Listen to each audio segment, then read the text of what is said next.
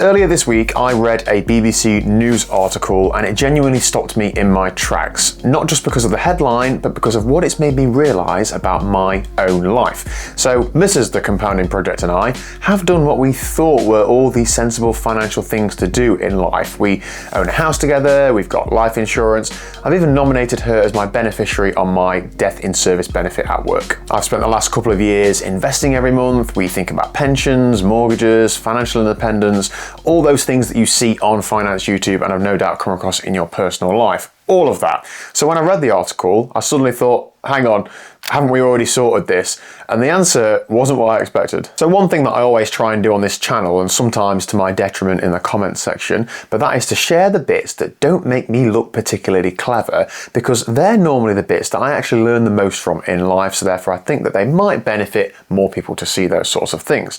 And this week is very much one of those. Now this article we're talking about is about proposed legal changes for unmarried couples if one partner dies. Now I'm not going to turn this into a legal advice video because firstly I'm nowhere near qualified to do that. Secondly, the proposals are exactly that, they're just proposals, nothing has actually changed yet. But the article did exactly what I think good journalism should do. It made me stop and ask a question about my own situation.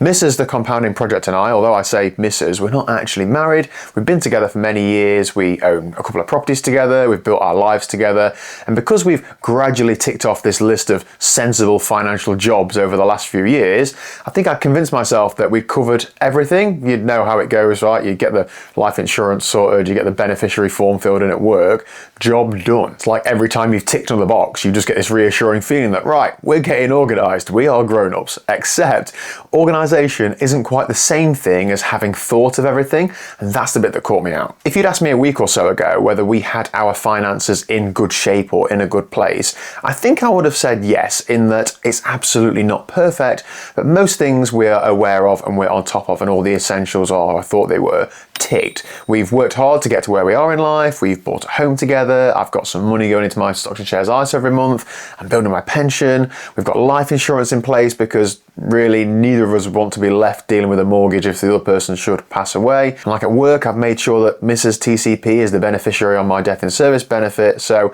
in my head, that was the difficult stuff done.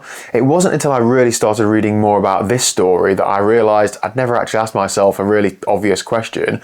What happens to everything else? Not just one account or one policy, but everything, all those little bits that you have going off in life. So if something happened to me tomorrow, would my wishes actually happen, or would I have just assumed that they would? And that's when I realized something that in hindsight, yes, the beauty of hindsight is incredibly obvious. We don't actually have wills. And maybe you're sat there face palming thinking, well, obviously you need a will, you fool. Or maybe you're sat there like me and you've just never gotten around to it. Not because you don't think it's important, but because it always feels like something for later on in life. Something that older people do, or something that you'll sort out after the next holiday, or after you've moved house, or after Christmas, or we'll make that the New Year's resolution, those sorts of things. There's always some sort of reason why it can wait, until maybe you realise maybe it shouldn't. And the more I've thought about it, the stranger it felt, because over the last couple of years, I've spent an unbelievable amount of time thinking about money, not obsessively, maybe from time to time, but mostly not obsessively, but enough that I've built this entire YouTube channel around how to make better financial decisions. I've spent hours looking at my ISA, working out where I should invest my money each month, or whether I should or shouldn't, thinking about my pension scheme, whether I should overpay the mortgage, what my retirement might look like one day. I've even made videos showing my salary and my net worth with, thousands of people watching on the internet. And yet somehow in the mix of all that, I've never actually sat down for an evening and thought, right, what actually happens if one of us isn't here anymore? It's almost like my brain has been wired to think about growing money, but not about protecting it. And maybe that's because protecting it isn't very exciting. Nobody sits down on a Friday night thinking, right, fancy sorting out our wills on date night. It just doesn't happen, does it? Like, it's not something you can brag about. There's no little dopamine hit when you've finished. Nobody leaves a comment saying, congratulations on finally getting your estate planning sorted. Well done. It's just one of those quiet, responsible, but yeah, essential things that nobody really sees, which probably explains why so many of us keep putting it off. And I think that's what surprised me the most. It wasn't that I didn't know that wills existed. Obviously I do know they exist. It was just that I've mentally filed them under, oh, that's something something we'll sort out later, or later when we're older, or later when life slows down, or later when we've built more finances, but for whatever reason, later. And that is exactly the same trap that I've tried to avoid with investing. So I don't want to wait till I'm 50 to start. I don't want to keep saying, oh, I'll start it next year, because next year has a habit of becoming 5 years time, 10 years time, or more. It's funny really, I recognise that mindset with investing, I just hadn't recognised it with this. One thing I've realised from my investing journey so far is that financial planning isn't really just about numbers. The numbers are, well, the easy bit really. It's the behaviour that's difficult, it's remembering to do the boring jobs, the awkward conversations, the things that don't really feel urgent or don't feel great, because most financial mistakes aren't made because people don't know enough, they're made because life gets busy, work gets busy, you've got some DIY that you need to do, the car needs servicing or MOTing or something, somebody's birthday's coming up next week, or you told yourself you're going to paint the spare room and you need to get it done. There's always something that feels more immediate, and then therefore the non-urgent things, they just drift further and further down the list. I'm sure you've got a list somewhere similar to me, until a random news article appears and suddenly reminds you that they were there all along. I don't actually see this video as being just about wills, to be honest. I feel it more about trying to see blind spots, because every single one of us has them. Mine happened to be this, something I'd assumed that we'd sorted or wasn't important, and I hadn't actually ever checked. And I do wonder how many other little assumptions I'm making in my finances that I've simply never challenged or thought about.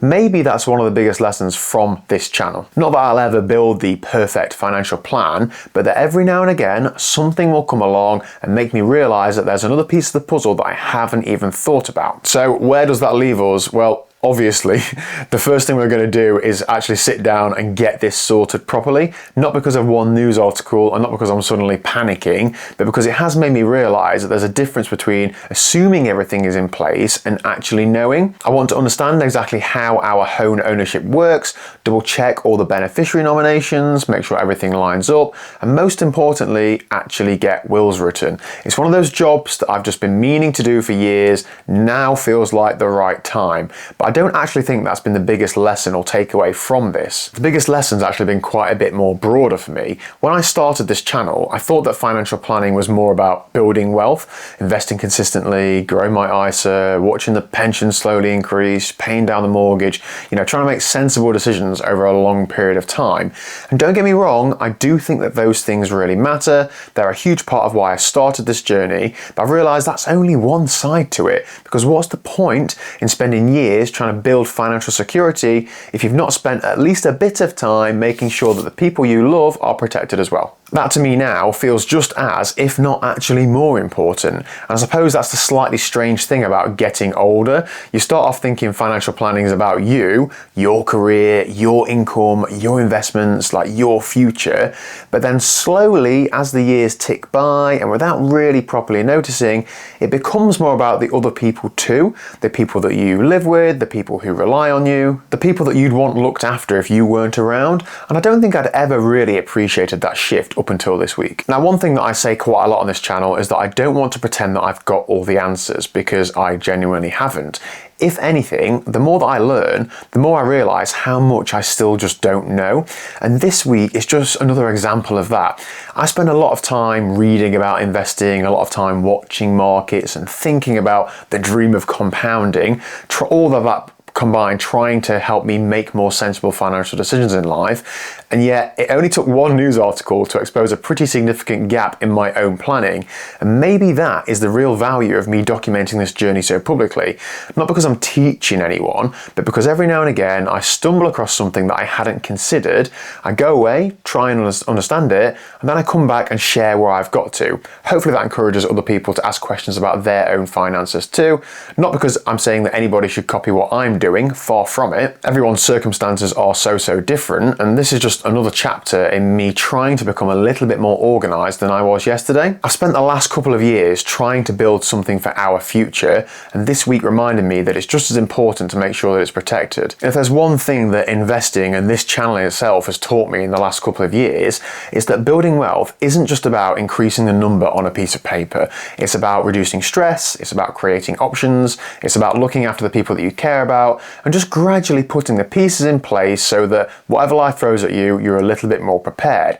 This week, I realised one of my pieces was missing and now it's time to go and put it in place. And I would be genuinely interested to hear from you guys though, has there been something in your own finances that you assumed that you'd sorted, only to realise later that you'd completely overlooked it? Let me know in the comment section down below. Thank you very much for watching. As ever, I am Daniel. This is a compounding project. Please do hit subscribe if you'd like to follow along with this journey. I hope you're well and I'll see you again very soon.